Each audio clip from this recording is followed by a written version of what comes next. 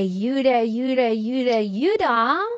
Off-cam ganap ng Don daw, Donnie Pangilinan. Nasaan every weekend, alamin. Ayon sa source, lagi daw nasa bahay ng girlfriend. Parehas kasi silang busy ng Monday to Friday, kaya sinusulit nila ng magkasama ng Saturday and Sunday. Yeah! Napaka-sweet. Ang banding daw nila ay magluto, lumamon at manood ng Netflix. Parang mag-asawa lang na magkasama buong weekend.